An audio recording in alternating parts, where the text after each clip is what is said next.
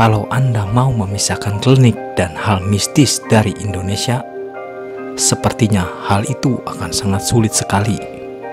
Karena bukan hanya hal-hal sepele, panggung politik terkadang juga dihubung-hubungkan dengan mitos dan alam gaib. Ada pejabat yang memang mengakuinya dan secara terang-terangan menunjukkan hubungannya dengan alam gaib dalam bentuk benda-benda keramat, ajimat, maupun dalam bentuk aktivitas seperti ritual dan pertapaan di tempat keramat. Ada juga tokoh-tokoh pemimpin Indonesia yang diduga memiliki hubungan batin dengan sosok mistis penguasa pantai selatan, yaitu Nyi Roro Kidul. Bahkan peristiwa pergantian kekuasaan seringkali juga dihubungkan dengan restu dari sang nyai. Siapa sajakah pemimpin Indonesia yang konon memiliki hubungan batin dengan Nyi Roro Kidul? Kita mulai yang pertama, ialah Presiden Joko Widodo. Presiden Joko Widodo adalah Presiden Indonesia yang baru. Joko Widodo juga tak lepas dari mitos Nyi Roro Kidul ini. Pribadi Joko Widodo yang juga berasal dari Jawa membuat masyarakat jadi menyamakannya dengan Soekarno dan Soeharto dalam hal kedekatan dengan sosok gaib Nyi Roro Kidul.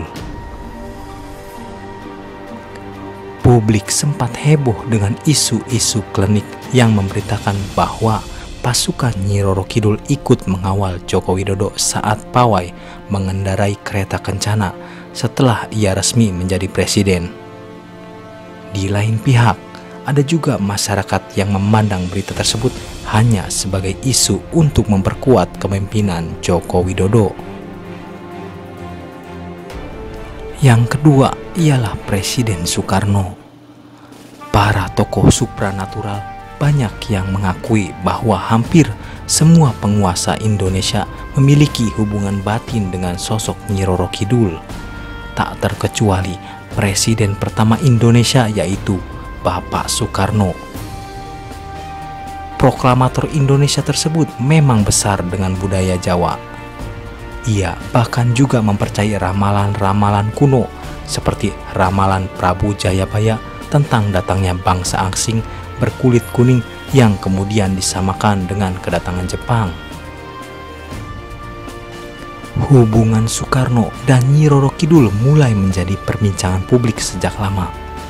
Apalagi saat Soekarno mencetuskan ide pembangunan Samudra Beach Hotel, Pelabuhan Ratu. Sebagian orang menilai keinginan Soekarno sebenarnya adalah membangun tempat untuk menjalin hubungan dengan Nyai Ratu. Dan yang ketiga, Presiden Soeharto.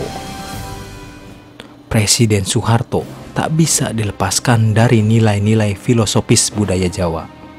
Ia begitu kukuh memegang tradisi. Banyak orang-orang di dekatnya yang mengatakan aktivitas spiritual seperti semedi dan puasa adalah hal yang biasa bagi penguasa Orde Baru ini. Kekuasaannya yang langgeng selama puluhan tahun bagi masyarakat yang kental dengan kepercayaan dan adat Jawa pasti dihubungkan dengan keberadaan Nyi Roro Kidul. Nyi Roro Kidul juga dianggap sebagai simbol yang menjaga keseimbangan Nusantara, sesuai dengan Soeharto yang sangat kental dengan filosofis Jawa, khususnya untuk keserasian antara manusia dan alam semesta. Dan yang keempat ialah Sultan Hamengkubuwono ke-9.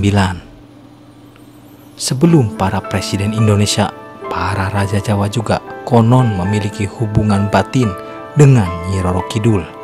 Demi melanggengkan kekuasaan, para raja Jawa harusnya bersedia menjalin hubungan dengan Nyi Roro Kidul. Mitos yang berkembang di masyarakat menjelaskan bahwa Nyi Roro Kidul erat kaitannya dengan para pendiri Mataram. Konon hubungan tersebut diteruskan pada keturunannya. Sampai saat ini salah satunya adalah Sultan Hamengkubuwono ke-9.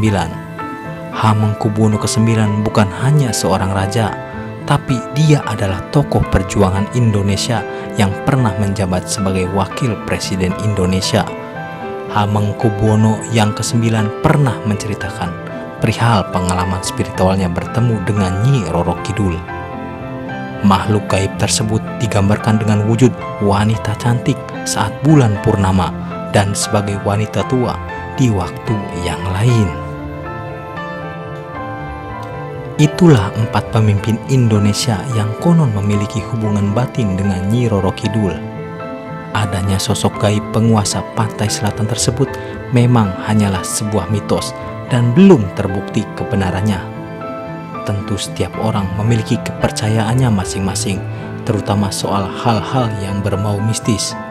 Lalu, bagaimana dengan Anda sendiri? Percayakah dengan mitos tersebut? Silahkan tulis di komentar. Dan jika kalian suka dengan channel ini, silahkan klik tombol subscribe untuk mendukung channel ini. Terima kasih.